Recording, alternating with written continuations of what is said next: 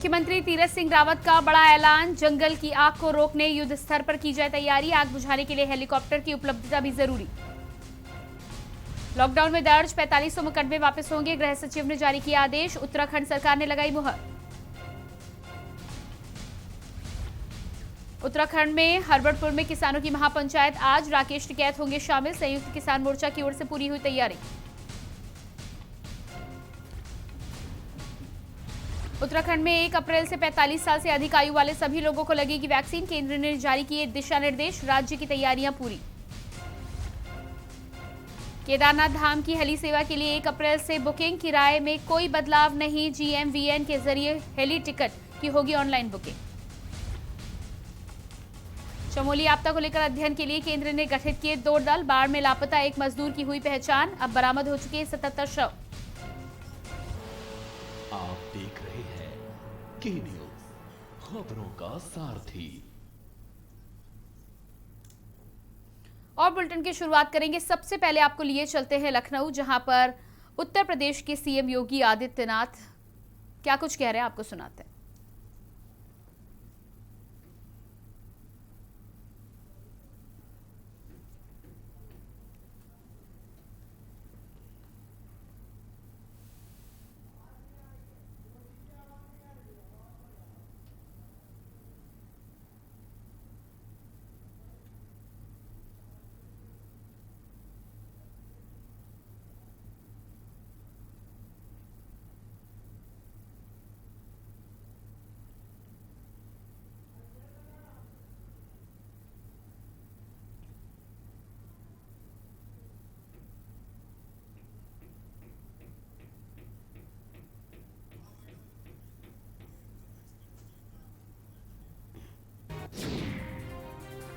और ये आप देख सकते हैं लखनऊ से लाइव सीएम योगी आदित्यनाथ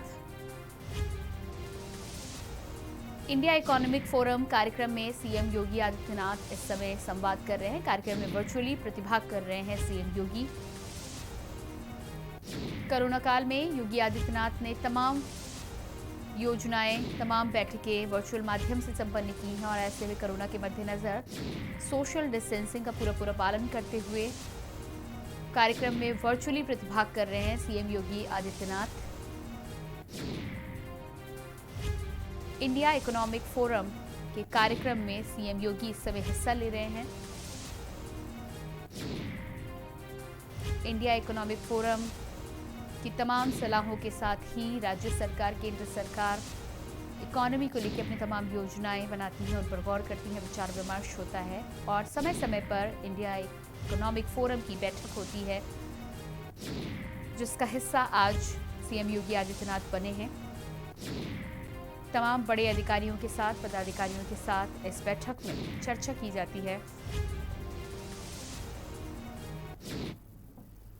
और इसके बाद बात करते हैं अगली खबर की। देश भर के अलग अलग राज्यों में कोरोना ने फिर से पैर पसारना शुरू कर दिया है। उत्तराखंड राज्य में कोरोना संक्रमितों की संख्या में तेजी के साथ बढ़ोतरी हुई है। सूबे के नए मुख्यमंत्री तीरथ सिंह रावत ने कुंभ मेले में आने वाले श्रद्धालुओं को कोविड-19 की जांच में कुछ छूट के साथ ही उत्तराखंड में प्रवेश लेने के लिए कहा था, लेकिन खुद सूबे के मुख्यमंत्री कोरोना की चपेट में आ गए। उसके बाद सूबे के पूर्व मुख्यमंत्री हरीश रावत भी कोरोना पॉजिटिव पाए गए हैं। तीरथ सिंह सरकार ने एक बार फिर से उत्तराखंड में सीमा पर आने वाले श्रद्धालुओं के लिए कोविड-19 की जांच अनिवार्य कर दी है, जबकि कुंभ मेले में लाखों की संख्या में श्रद्धालु हरिद्वार पहुंचेंगे। ऐसी स्थिति में कोरोना संक्रमित में बढ़ते मामले को देखकर सरकार व स्वास्थ्य विभाग के लिए मुश्किल आना जरूर लाजमी है।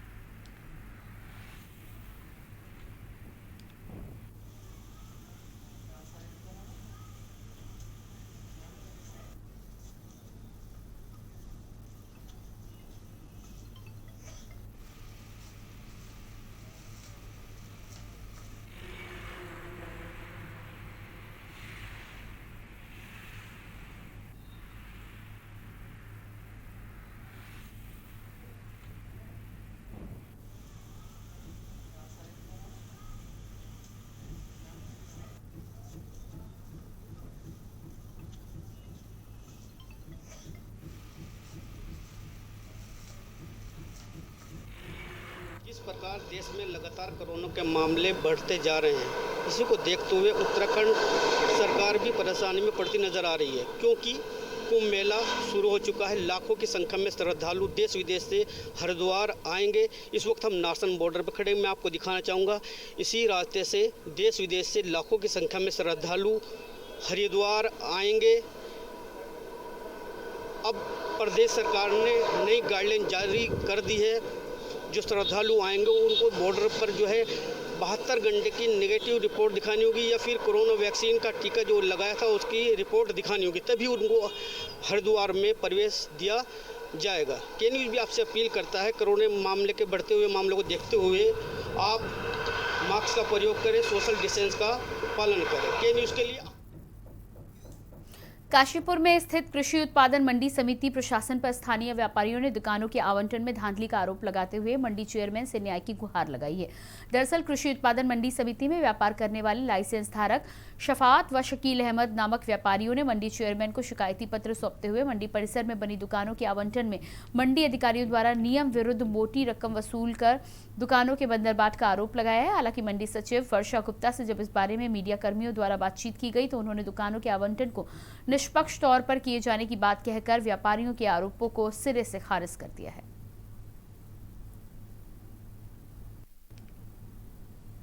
जो पात्र थे उन्हीं को आवंटन हुआ है दुकानों का, ऐसा कुछ नहीं है कि जो पात्र थे उन्हें दुकानें नहीं मिली। आवंटन नियमावली के हिसाब से जो लोग पात्र थे उन्हीं को दुकानें आवंटित। मैंने जैसे कुछ लोगों का जो आरोप है कि हमने मंडी शुल्क भी जमा किया है, एक परिवार से 4 दुकानें एक परिवार को दे दी गई, इसमें क्या कहना आपका? देखिए, एक परिवार से 4 दुकानें दी गई हैं ऐसी कोई बात नहीं है। जितने लाइसेंसी हैं, लाइसेंसी की पात्रता के हिसाब से उसको दुकानें आवंटित की गई हैं। लक्सर में एक बार फिर से कोरोना की मार बाजारों पर पड़ी है। रंगों का त्योहार होली का पर्व भी कोरोना की भेंट चढ़ गया है। होली का त्योहार नजदीक आते ही बाजार तो सजे, लेकिन दुकानदार ग्राहकों का इंतजार करते रह गए। लक्सर बाजार काफी फीका नजर आया। बाजारों में होली के लिए नए नए तरह के रंग और सामान तो आए, मगर ग्राहक ना आने की वजह से दुकानदार मायूस दिखाई दे रहे हैं। दुकानदारों से खास बातचीत की के न्यूज़ के संवाददाता ने, आइए आपको सुनाते हैं। होली का त्यौहार रंग जो है इस समय जो है लक्सर मेन बाजार में जो है दुकानें सज चुकी हैं। कहीं ना कहीं देख सकते हैं कि जो गुलाल है, पिचकारी यानी कि छोटे से लेकर बड़ों तक के लिए जो है इस समय दुकानें सजी हुई है। कुछ ग्राहक तो यहाँ पर दिखाई नहीं दे रहे हैं, काफ़ी देर से जो है मौजूद थे, लेकिन दुकानदार हैं, इनसे बातचीत करेंगे। ये आपने जो दुकान सजाई है तो क्या इस समय ग्राहक है? अभी तो नहीं है। क्या वजह मानते हैं? बस कुछ कह नहीं सकते इस बारे में, कुछ कह नहीं सकते इस बारे में। कहीं ना कहीं ग्राहक जो है साफ तौर से देखा नहीं जा सकता है। कुछ और दुकानदार भी हैं, ये इनसे भी बात करेंगे। क्या नाम है आपका? संदीप कुमार। संदीप जी, क्या मानते हैं वजह ग्राहक नहीं है? बस इस समय जो कोरोना की वजह से थोड़ा मामला डाउन है। पिछली बार तो बहुत अच्छा था, फिर भी पिछली बार बहुत अच्छा था। और भी दुकानदार जो है यहाँ पे हैं, बाजार जो सजा हुआ है कहीं ना कहीं किस तरीके से जो है देखा जाएगा कि क्या कुछ जो त्यौहार है इस समय। क्या नाम है आपका? सर, मेरा नाम बुध प्रकाश है। बुध प्रकाश जी, किस तरीके से जो है फिलहाल देखो मतलब बाजार सजा हुआ है, ग्राहक नहीं दिखाई दे रहे, काफ़ी देर से हम मौजूद हैं। हाँ जी, ग्राहक नहीं है सर। कितनी सेल की है? और सर 2 दिन हो गए दुकान लगाए हुए, 1000 रुपये की सेल भी नहीं कर पाए अब तक, और 40,000 रुपये करीब का माल दुकान पे लगा हुआ है सर। क्या मानते हैं, कारण क्या मानते हैं? सर ये ज़्यादातर मैं कोरोना ही मानता हूँ सर। कोरोना का साया कहीं ना कहीं मंडरा रहा है, जो हम लोगों में दहशत फैला के रखी हुई है। कभी कहते हैं लॉकडाउन लग जाएगा, कभी कुछ कहते हैं, कभी कुछ कहते हैं, कोई ये भी दहशत है। कोरोना की दहशत साफ जो है होली के त्यौहार रंगों पे दिखाई दे रही है। कहीं ना कहीं ग्राहक नहीं है। जो दुकानदार है वो साफ तरीके से कह सकते हैं कि यानी कि अभी 2 दिन और अभी बाकी बचे हैं। किस तरीके से जो रंग होगा वो देखने वाला समय बताएगा। कैमरा पर्सन के साथ रामगोपाल। लालकुआ वन विभाग ने अवैध खनन पर एक बार फिर से अंकुश लगाते हुए बड़ी कार्रवाई की है। शांतिपुरा क्षेत्र से अवैध खनन कर रहे माफियाओं को अपने कब्जे में लेकर वन अधिनियम के तहत उनके खिलाफ कानूनी कार्रवाई की गई है। इससे पहले डोली रेंज के रेंजर अनिल जोशी लाखों रुपए का राजस्व विभाग को दे चुके हैं और अवैध लकड़ियां, अवैध खनन को ही उसके खिलाफ बड़ी कार्रवाई कर चुके हैं। पिछले कुछ दिनों से क्षेत्र में सूचना मिल रही थी कि अवैध खनन किया जा रहा है भैंसा डनलप के द्वारा। तो एक हमारे रेंज की टीम के द्वारा एक संयुक्त रूप से एक टीम का गठन किया गया। उसमें काफ़ी कर्मचारियों को सम्मिलित करते हुए हमारे द्वारा कल रात 11 बजे लगभग 11 भैंसा डनलपों को पकड़ के सीज किया गया है मौके से, और कड़ी कार्रवाई की जा रही है। वन अधिनियम के अंतर्गत मुकदमा दर्ज कर लिया गया है और बहुत सख्त कार्रवाई की जाएगी। इससे पूर्व भी हमारी टीम के द्वारा पिछले सप्ताह में 6 भैंसा डनलपों को सीज किया गया था। लगभग ये कार्रवाई कई समय चली आ रही है। किस तरीके से कार्रवाई अमल में और आगे लाएंगे और किस तरीके से वन अधिनियम के तहत मुकदमा दर्ज होता है? वन विभाग की टीम काफ़ी सजग है। जहां स्वयं सहायता से जुड़ी महिलाएं घरों में हर्बल रंग तैयार कर रही हैं, उन्हें बाजारों में बेच अपनी आर्थिक स्थिति को मजबूत कर रही हैं, तो वहीं सरकारी दफ्तरों में भी इन हर्बल रंगों को खूब पसंद किया जा रहा है। डोईवाला में स्वयं सहायता समूह से जुड़ी महिलाएं अरारोट, मैदा, पालक के पत्ते, चुकंदर व फूलों से रंग तैयार कर रही हैं, जिनकी जनप्रतिनिधि व सरकारी अधिकारी खरीदारी कर आम जन से भी इन रंगों को खरीदने की अपील कर रहे हैं। इन रंगों से स्वास्थ्य पर भी कोई दुष्प्रभाव नहीं पड़ेगा, जबकि चाइनीज रंग आंखों को नुकसान पहुंचाते हैं। आज महिलाओं द्वारा डोईवाला तहसील व ब्लॉक के सामने स्टॉल लगाकर रंगों को बेचा गया और लोगों ने इन रंगों की जमकर खरीदारी भी की। साथ ही सभी ने होली के पर्व पर हर्बल रंगों के इस्तेमाल का संकल्प भी लिया। एक्सपेरिमेंट कर रहे थे, सबको मिला के एक कलर का नाम कोमल है। और मैं बताना चाहूँगी कि ये जो समूह द्वारा तैयार किए गए हैं हर्बल कलर, जो खाद्य पदार्थ ही हैं सारे, ये बहुत अच्छे से बिक रहे हैं। महिलाएं इनसे रोजगार से जुड़ी हैं इससे। और अभी तक लगभग हमारे 6-7 समूह ने इतना बढ़िया प्रोडक्शन किया है कि उन्होंने सेल भी कर दी है। हमारे सारे विभाग मतलब ले रहे हैं इसको और ले चुके हैं। और हमारे आज यहाँ पे स्टॉल लगाइए, SDM हमारे सर हैं जो, उनके कहने से यहाँ पे स्टॉल लगाइए और यहाँ पे भी हमारे कस्टमर काफ़ी आ रहे हैं।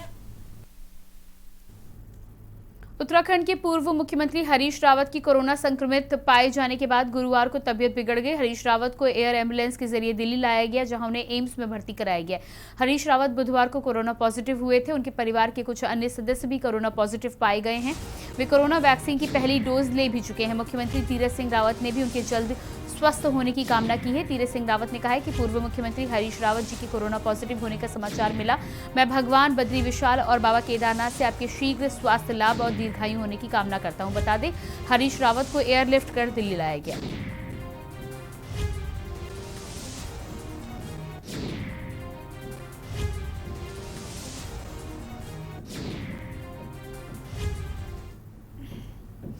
पूरे देश भर में एक बार फिर कोरोना संक्रमण के मामले बढ़ने लगे हैं। इसी क्रम में उत्तराखंड राज्य में भी कोरोना संक्रमित मरीजों की संख्या बढ़ने लगी है। हालांकि मुख्य रूप से लोगों में कोरोना संक्रमण के मामले बढ़ने की वजह से लोगों के द्वारा लापरवाही बरतना ही वजह बताई जा रही, जबकि प्रदेश के जिम्मेवार मान्यवर कोविड को लेकर सचेत नहीं है। आम आदमी कैसे, जिसका नतीजा आप भी देखिए।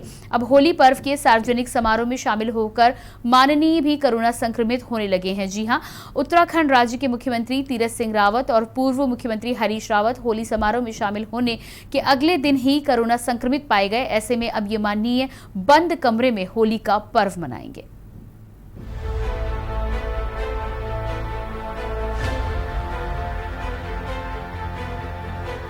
आपको बता दें कि 21 मार्च को देहरादून के एक निजी वेडिंग पॉइंट में आयोजित होली समारोह में मुख्यमंत्री तीरथ सिंह रावत ने शिरकत की थी। इसके अगले दिन कोविड-19 टेस्ट कराने पर तीरथ सिंह रावत कोरोना संक्रमित पाए गए थे। हालांकि हम ये नहीं कह रहे कि होली समारोह में शामिल होने की वजह से वो कोरोना संक्रमित हुए, बल्कि अगर वे उससे पहले ही संक्रमित हुए होंगे तो ऐसे में होली समारोह में शामिल होकर तमाम लोगों को भी अनजाने में ही लेकिन संक्रमित किया होगा।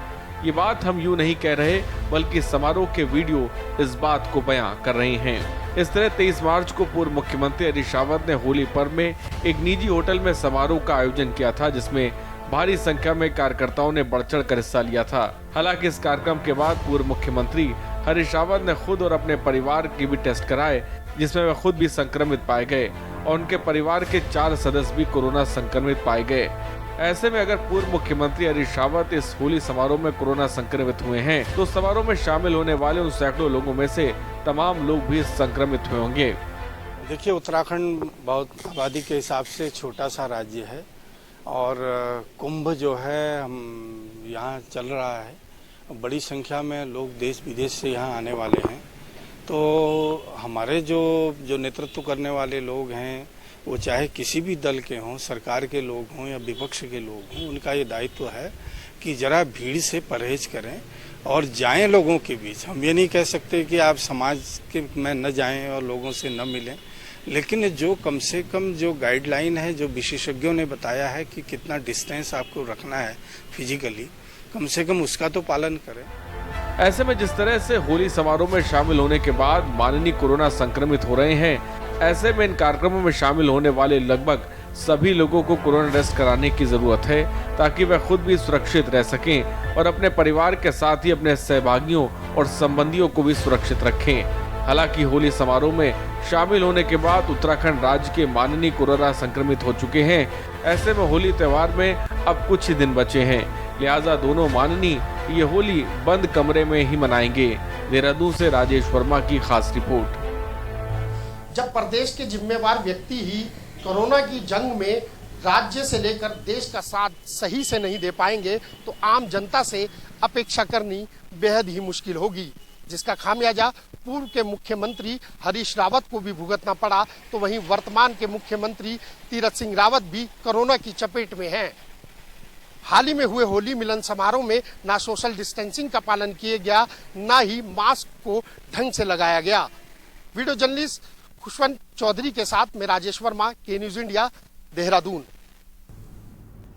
हरिद्वार में आयोजित होने जा रहे कुंभ मेले के लिए मुख्य सचिव ने 72 घंटे पहले तक की कोविड-19 नेगेटिव रिपोर्ट या वैक्सीनेशन रिपोर्ट लाना अनिवार्य के आदेश जारी कर दिए हैं। वहीं सरकार के शासकीय प्रवक्ता सुबोध उनियाल की माने तो केंद्र और राज्य सरकार की एसओपी का पालन कराया जाएगा, लेकिन व्यवहारिकता को भी ध्यान में रखा जाएगा। वहीं अगर 1 करोड़ श्रद्धालु कुंभ में आते हैं तो फिर कैसे उनकी रिपोर्ट चेक की जाएगी, जिसको लेकर आगे देखना होगा।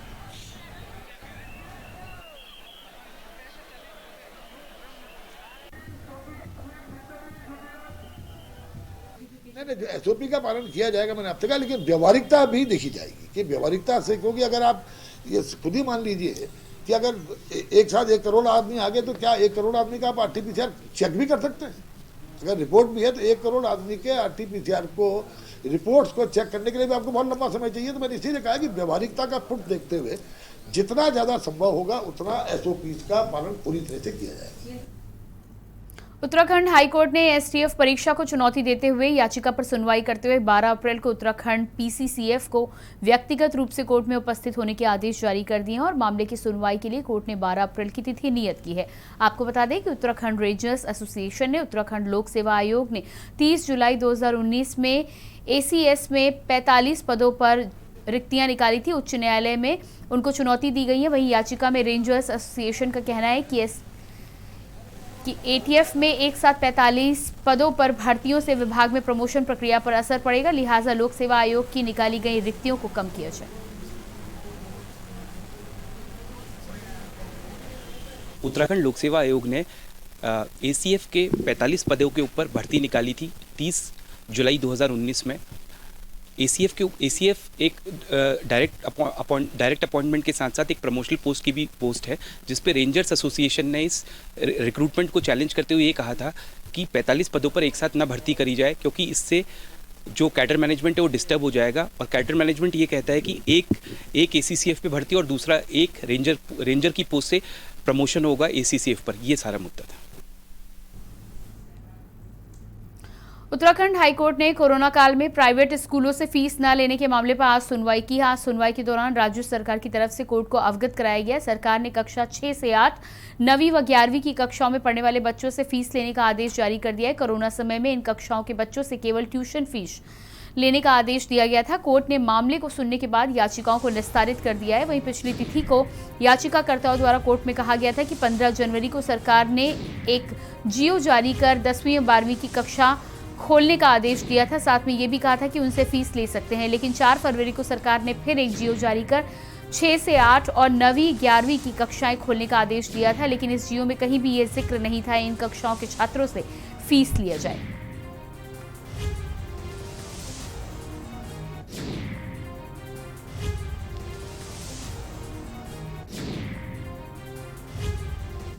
रिट पिटीशन फाइल कर थी, जिसको कॉग्निजेंस लेकर के जो डिवीजन बेंच के सामने आ गई थी। उस मैटर में इशू था कि जो स्कूल्स है 10th और 12th की स्कूल्स की ओपनिंग ऑलरेडी नवंबर 2020 में हो चुकी थी। तत्पश्चात गवर्नमेंट ने एक ऑर्डर इशू किया था 4 फरवरी 2021 को, जिसमें 6th क्लास से लेकर 9th और 11th क्लास भी खोल दी गई थी। जो ये मामला था वो उनकी फ़ीस के विषय में था कि चूंकि अब स्कूल फिजिकली खुल चुके हैं तो उनकी फ़ीस का स्टेटस क्या होगा। गवर्नमेंट ने 22 मार्च 2021 को एक आदेश करके कहा है कि जो भी स्कूल्स अब फिजिकली खुल चुके हैं उसमें चाहे 6 से लेकर के 11 तक वहाँ पर शिक्षण के मामले में पूरी फीस ली जाएगी। और फिलहाल वक्त है एक छोटे से ब्रेक का, जल्द होते हैं हाजिर। आप देख रहे हैं के न्यूज, खबरों का सारथी। क्या ये वही 4 साल पहले वाला उत्तर प्रदेश है? नहीं, ये है नए भारत का नया उत्तर प्रदेश। हर क्षेत्र में विकास को प्राथमिकता देते हुए आवास, बिजली, पानी, स्वास्थ्य, शौचालय, किसान कल्याण, शिक्षा, इंटरस्टेट कनेक्टिविटी, एक्सप्रेसवे, नए एयरपोर्ट सहित भविष्य की जरूरतों को ध्यान में रख इंफ्रास्ट्रक्चर के निर्माण पर जोर दिया और हर क्षेत्र में रिफॉर्म, परफॉर्म, ट्रांसफॉर्म की कार्यशैली से नए भारत के नए उत्तर प्रदेश के निर्माण का शंखनाद किया, जिससे आज उत्तर प्रदेश देश की दूसरी सबसे बड़ी अर्थव्यवस्था बन चुका है। प्रति व्यक्ति आय दोगुनी हुई है, साथ ही निष्पक्ष व पारदर्शी प्रक्रिया द्वारा युवाओं को रिकॉर्ड सरकारी नौकरियां दी गई। योगी सरकार ने पूरे विश्व में उत्तर प्रदेश को निवेशकों की पसंद एवं सांस्कृतिक पर्यटन का केंद्र बनाने के लिए विभिन्न आयोजनों की शुरुआत की। सबको समान अवसर मिल रहे हैं। उत्तर प्रदेश देश की सबसे बड़ी अर्थव्यवस्था बनने की ओर अग्रसर है। आने वाले वर्षों में उत्तर प्रदेश माननीय प्रधानमंत्री जी के विजन को साकार करते हुए एक भारत श्रेष्ठ भारत के निर्माण में मुख्य भूमिका निभाएगा। काम दमदार, योगी सरकार। आप देख रहे हैं के न्यूज, खबरों का सारथी। ब्रेक के बाद स्वागत है। बात करेंगे अगली खबर की। धर्मनगरी हरिद्वार में होने वाले महाकुंभ को सफल बनाने में लगी राज्य सरकार की चुनौतियां थमने का नाम नहीं ले रही। कैबिनेट मंत्री बंशीधर भगत ने मेला नियंत्रण कक्ष में अधिकारियों के साथ महाकुंभ के लिए बैठक की, जिसमें राज्य मंत्री स्वामी यतीश्वरानंद भी शामिल रहे। वहीं बंशीधर भगत ने कहा कि मेला नियंत्रण में अधिकारियों के साथ बैठक कर कुंभ कार्यों पर चर्चा की गई। साथ ही अधिकारियों से कुंभ में कोविड की गाइडलाइन का पालन कराने की भी बैठक कर उन्हें दिशा निर्देश दिया गया। तारीख तक पूरा हो जाएगा तो दूर करने के लिए ही आए जी। सारे अधिकारी हमारे काम कर रहे हैं, उनसे जानकारी करेंगे क्या हुआ है, क्या होना है, कितना हमारे को बजट है, सब चीज़ की जानकारी लेकर के फिर उसको ठीक करें। कोविड भी सेकंड वेव भी है, कोविड के नियमों का पालन करते हुए ही करना पड़ेगा। कोविड को भी देखना है, मेले को भी देखना है। मेला भव्य दिव्य। खबर देहरादून से है, जहां लगातार 32 दिनों से धरना पर बैठे उपनल कर्मचारी ने सचिवालय कूच किया। वहीं उपनल कर्मचारियों का कहना है कि सरकार जल्द से जल्द हमारी मांगों को पूरा करे और समान कार्य और समान वेतन को जल्द से जल्द दे। वहीं कर्मचारियों ने चेतावनी देते हुए कहा कि अगर सरकार उनकी मांगों को पूरा नहीं करेगी तो वह उग्र आंदोलन करने को मजबूर होंगे। लेकर हमारा केवल एक सूत्री हमारी मांग है कि जो हाई कोर्ट का निर्णय है उसे सरकार जो है वो यथावत उसको लागू करे, परंतु सरकार जो है वो उसमें सुप्रीम कोर्ट चली गई थी। सुप्रीम कोर्ट चली गई, एक तरफ तो आप सुप्रीम कोर्ट में स्टे लेके बैठे, दूसरी तरफ आप कर्मचारियों को बाहर कर रहे हैं, उनके पदों पे आप नियमित भर्ती निकाल रहे हैं। तो दूसरा यहाँ जो कर्मचारी बैठा है ये बहुत अल्प वेतन भोगी कर्मचारी है, 8 से 10 हज़ार रुपये उस कर्मचारी को मिलता है। वो कैसे गुजर बसर कर रहा है, ये सरकार से हम पूछना चाहते हैं कि क्या जो हमारे प्रदेश के मुखिया है, जो शासन है बैठे हुए हमारे बड़े अधिकारी है, क्या वो 8-10 हज़ार रुपये में अपने परिवार को चला सकते हैं। लक्सर और हरिद्वार देहात क्षेत्र में जहां कोरोना के नए स्ट्रेन देखने को मिल रहे हैं, तो वहीं पुलिस प्रशासन किस तरीके से मुस्तैद है। जहां होली मिलन का पर्व और विशेष समुदाय से सुबह रात जैसे त्योहारों को लेकर प्रशासन ने कमर कस ली है। वहीं देहात क्षेत्र में हुड़दंग करने वालों और कोविड गाइडलाइन का पालन न करने वालों पर पुलिस कार्रवाई करने की बात कर रही है। तो वहीं होली का त्योहार को सकुशल संपन्न कराने के लिए प्रशासन जगह जगह फ्लैग मार्च और शक्ति प्रदर्शन करने की बात कर रहा है। इसी को लेकर लक्सर पुलिस क्षेत्र अधिकारी विवेक कुमार से के न्यूज संवाददाता ने खास बातचीत की, आपको सुनाते हैं। होली मिलन और सुबह रात को कार्यक्रम को लेकर के जिस तरीके से पुलिस मुस्तैद दिखाई दे रही है, जगह जगह मीटिंगों का दौर है जो वो जारी है। तो हमारे साथ में लक्सर पुलिस क्षेत्राधिकारी विवेक कुमार साथ में है, इनसे बातचीत करेंगे किस तरीके की जो है मॉनिटरिंग त्योहारों को लेकर के की जा रही है। सर, जिस तरीके से इस बार कोरोना को भी एक नया स्टैंड देखने को मिला है और 2 त्यौहार साथ में हैं, तो किस तरीके की मॉनिटरिंग जो है प्रशासन द्वारा, क्योंकि खासी चुनौती मानी जा रही है। देखिए, जो होली का त्यौहार है वो निसंदेह क्षेत्र में थोड़ा सेंसिटिव माना जाता है और इसी को लेकर हमारे द्वारा मीटिंगों का दौर जारी है और विभिन्न स्तरों पे ग्राम प्रधानों के स्तर पे, ब्लॉक स्तर पे और तहसील स्तर पे भी हमारे द्वारा मीटिंग ली गई है। मैंने भी शिरकत किया कुछ मीटिंगों में और इसके साथ साथ हमने जो सेंसिटिव गांव है वो हमने चिन्हित भी किए हैं। उसमें पिछले सालों में क्या क्या मामले हुए और क्या क्या इश्यू आए उस बारे में हमने विस्तृत और गहन चर्चा की है। उसमें क्या क्या उपाय किए जाएँ और ना सिर्फ हमारे द्वारा लोगों से भी इसमें चर्चा की गई है ताकि उनका सहयोग भी हमें मिल सके और इस बारे में एक फ्लैग मार्च भी हमारे द्वारा प्रस्तावित है। सर, जिस तरीके से कोविड का जो दूसरा दौर है वो शुरू है, तो मास्क और सैनिटाइजर को लेकर किस तरीके की जो है कार्रवाई जो है ऐसे लोगों पे की जाएगी जो भीड़ भाड़ वाले इलाके में यानी कहीं ना कहीं कोरोना का जो गाइडलाइन का जो पालन नहीं कर पाते हैं? पिछले साल लॉकडाउन के टाइम से ही, जब से लॉकडाउन हमारा लगा था यहाँ पे इंडिया में, तब से और जो मास्क को लेकर गाइडलाइंस आई थी उस टाइम से लेकर ही हम सोशल डिस्टेंसिंग और मास्क पे लगातार कार्रवाई कर रहे हैं और कार्रवाई जारी है। और इसमें आपके माध्यम से मैं संदेश ये भी देना चाहूँगा, सिर्फ मास्क आप सिर्फ डर से मत पहनिए कि चालान हो रहा है।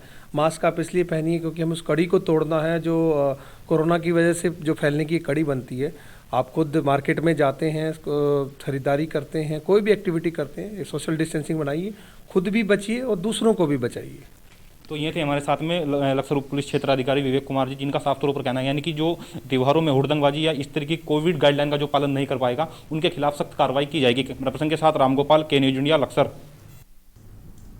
और फिलहाल बुलेटिन में इतना ही। बाकी खबरों के लिए देखते रहिए के न्यूज इंडिया। नमस्कार।